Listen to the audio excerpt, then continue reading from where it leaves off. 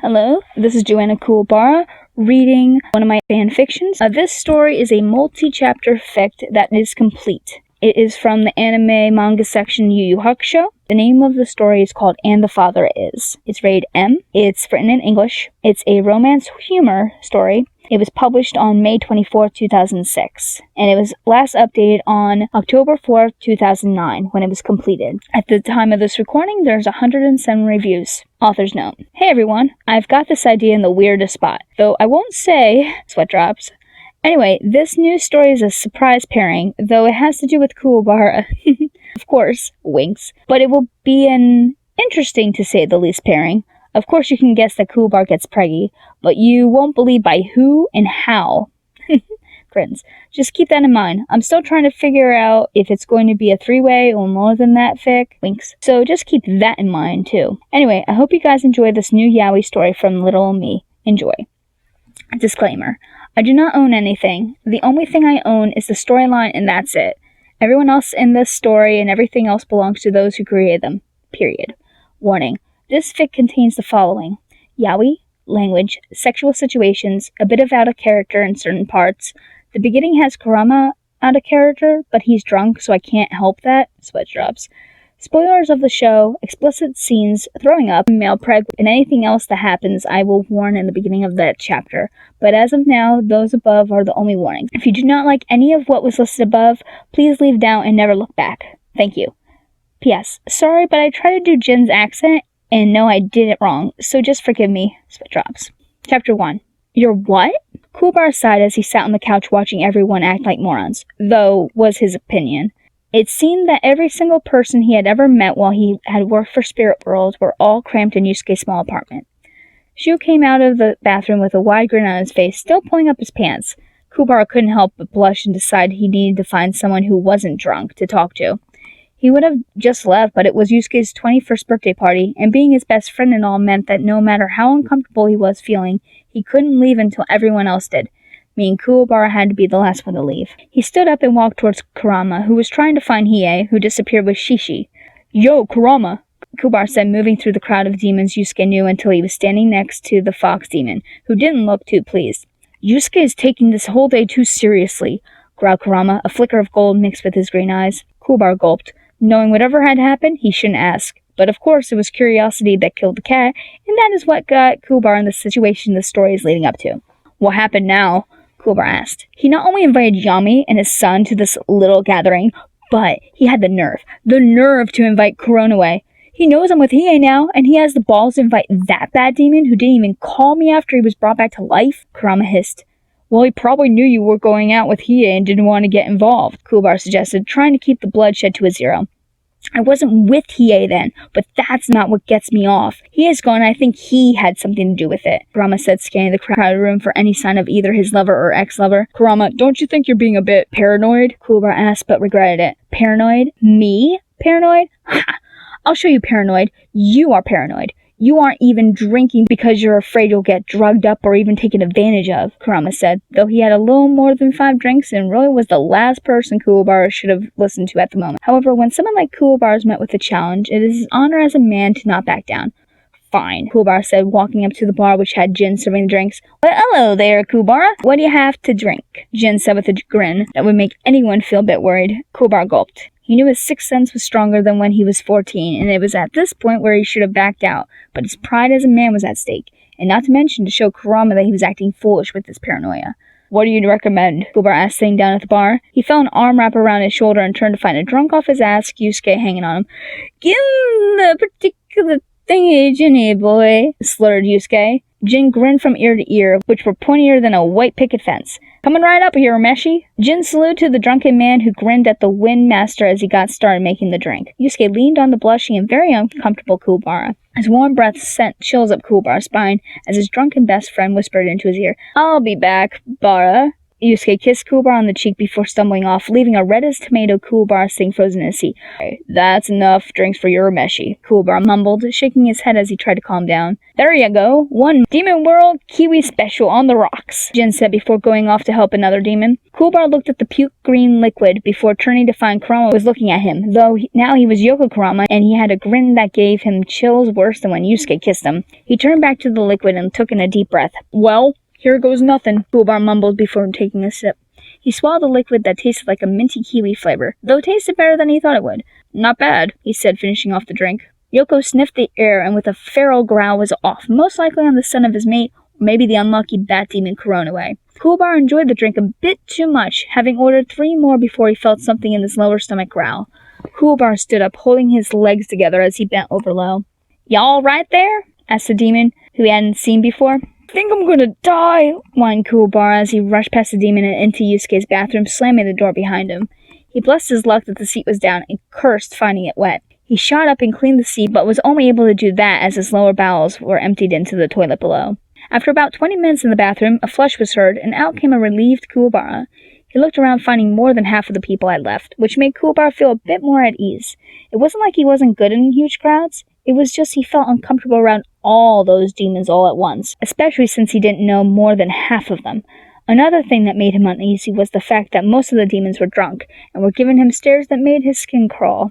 He looked around and found Hiei and Kurama snuggling. Kuwabara smiled at the two. He was alright with the relationship, being gay himself, though Kurama was bi, and Hiei, well, no one knew where Hiei stood, even though he was with Kurama. Yusuke was the same, though. Kuwabara was sure that his best friend was straighter than a stick, even if he did kiss him. Twice.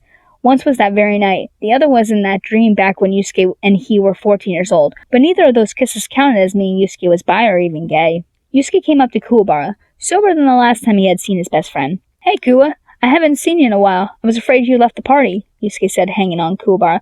"You're my best friend, Urameshi. I wouldn't leave you to clean all this shit up before your mom comes home from that convention," Kuwabara said, putting Yusuke into a headlock. Yusuke laughed, and the two began to have one of their famous roughhouse rumbles. That is, until a pain shot through Kuwabara's stomach. He froze up while on the ground, Yusuke having him pinned to the floor. Yusuke laughed until he saw the pain in his best friend's eyes. "Hey, what's wrong, Kuwabara?" Yusuke asked, letting go of Kuwabara's wrist and sitting next to him. "I don't know," groaned Kuwabara as his hands went to his stomach. It must have been that drink Jin gave me." "Yusuke, he and I are going to go home," Kurama said, but didn't continue as he realized Yusuke looked worried at Kuwabara, who was turning a bit pale. "Kuwabara-kun, what happened?" Kurama asked, kneeling down on the other side of his friend, having sobered up as well. Must have partied too hard," he said with a snicker. "Shut up!" Kuwabara groaned, causing Hiei to worry. "Just a little tiny bit." Several more people came around wondering what was going on. Jin, Chu, Shishi, Suzuka, Kuronaway, who stayed hidden in the crowd, Rinku, Toya, and Yami. "Hey, is he going to be alright?" Rinku asked. "I'm not sure," Kurama said, feeling Kuwabara's head, which was heated up. "Maybe I should take him home," Yusuke started, until another moan of agony came to his best friend's lips. Or Genkai's. "No, I'm fine," said Kuwabara, forcing a smile. "You go enjoy being a man, Urameshi." "Yeah, we can take him home," Chu said as he bent down to lift Kuwabara up. "No, I'm his best friend. I should," Yusuke started, but Kurama stopped him, placing his hand on Yusuke's shoulder. "Kuwabara-kun's right. You should enjoy your birthday," Kurama said with a smile. Yusuke looked at Kurama for a moment before glancing at Chu, who was helping the groaning Kuwabara onto his feet. He sighed and forced himself to enjoy himself. "But tomorrow I'm going to check in on him," Yusuke thought. A week later. The doorbell rang to Kuwabara's apartment, which was only 2 floors down and 4 doors over in the same apartment building. Kuwabara groaned as he leaned over the toilet. He had been doing this as a ritual for the past week after Yusuke's party, who was making it his responsibility to check in on his best friend. Kuwabara made a move to answer the door, but found his face back in the toilet. A bang was heard as Kuwabara's front door was broken down and Yusuke rushed into the bathroom, kneeling next to his heaving best friend, rubbing his back to help him. "Man, I'm so sorry. I didn't know that humans can't have that stuff. If I knew it would make you sick, I wouldn't have had Jim make it for you. Damn it! You gotta see Genkai," Yusuke said, running his free hand through his black hair. No way, Urameshi." "I'm fine. I must have food poison or something," Kuwabara was able to say before turning back to the toilet. "That's it. I'm taking you to Genkai's whether you like it or not." "Urameshi," Kuwabara whined as he felt his best friend pick him up and throw him over his shoulder. Kuwabara covered his mouth. "I'm gonna hurl," he said before throwing up once more, just missing Yusuke's shirt. Kuwabara took in a few deep breaths and found that he had stopped, his stomach feeling a bit better. "I'm fine now, Urameshi. I think it's out of my system," Kuwabara said, but found Yusuke still didn't let him go. We're still going to see Genkai, Yusuke said, ignoring the looks the two had got as he walked out of the apartment complex and towards the garage. Oh, come on, Urameshi, whined Kuwabara as Yusuke shoved his friend into the seat and then hopped into his side, locking the door before Kuwabara could escape. What are you afraid of anyway? Yusuke said, starting the car. Nothing. I just think you're overreacting is all, Kuwabara sighed. Well, I think you're being an idiot and should stop for once in your life being stupid and just get checked out. We don't know what was in that stuff Jin gave you, and it could have done something bad to you, Yusuke said, heading towards Genkai's. Kuwabara sighed, knowing he had lost. Couldn't say anything whenever Yusuke had those eyes of regret. Yusuke felt that everything that happened to Kuwabara was his fault, which less than half of all the bad things that did happen to Kuwabara were his fault. But that wasn't the point. The point was Kuwabara didn't like that look Yusuke had whenever something bad happened to him. The two sat in silence for the half-an-hour ride to Genkai's temple. Normally the ride was 2 hours, but Yusuke knew all of the back roads where he could push the pedal to the metal. When they reached Genkai's, Kuwabara had trouble walking up the steps, finding his strength seemed to give out after the first set of steps, which had 10 steps out of the 50 that she had. Yusuke grunted as he had to carry the extremely embarrassed Kuwabara up the other 40 steps, and when he reached the top, Yusuke let Kuwabara off and the two walked to the temple, Yusuke still having to help Kuwabara walk. Yusuke banged on the temple door, screaming for his former master. He was bringing his hand down for another knock when Genkai appeared in the doorway, a little more than pissed off. What the hell is it? And it better be important, Yusuke, hissed Genkai. However, her temper calmed a bit when she noticed the look Yusuke had. Knowing that look, and noticing the condition of Kuwabara, she nodded in turn, leading them into the temple. Yusuke and Kuwabara followed behind the master until they reached a room that had a bed in the middle. It looked to be similar to a doctor's office, with weird machines and such. Damn, Grandma, whistled Yusuke as he set the tired Kuwabara on the bed. I didn't know you had a room like this. Geez, did you used to be a nurse or something? Someone in my profession and where I live should always be prepared. Now lay down and tell me what's wrong this time, Genkai said, turning to Kuwabara, who followed the master's directions. Well, Yusuke began, for the past week after my birthday party, Kuwabara's been puking his guts out. It's all my fault. Well, maybe Jin's, because he gave him the drink, but I did tell Jin to give it to him, but I was drunk and didn't know what I was saying, and... Alright, I get it. You got him drunk and you think it was the drink. So what drink was it? Genkai asked, lifting up Kuwabara's shirt a bit to look at his stomach, which was a little swollen. I think Jin called it a Demon World's Kiwi Special on the rocks, Yusuke said. He tensed up after seeing Genkai's response to the name. How many? She asked as she looked over Kuwabara's lower stomach, pushing down a bit.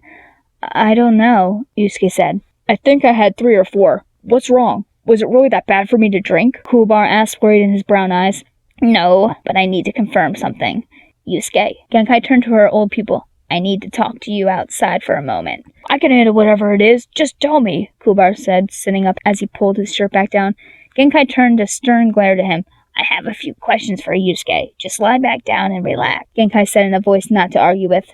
Kuwabara gave a worried glance towards Yusuke before lying back down.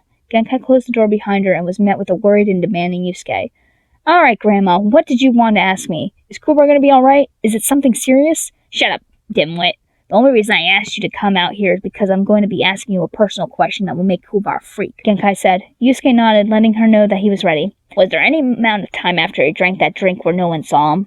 Yeah, about 20 minutes worth. Why? Yusuke asked, having a gut feeling he wouldn't like what he was about to hear. Genkai sighed. Just enough time, she muttered. Huh? Yusuke asked, hearing the comment.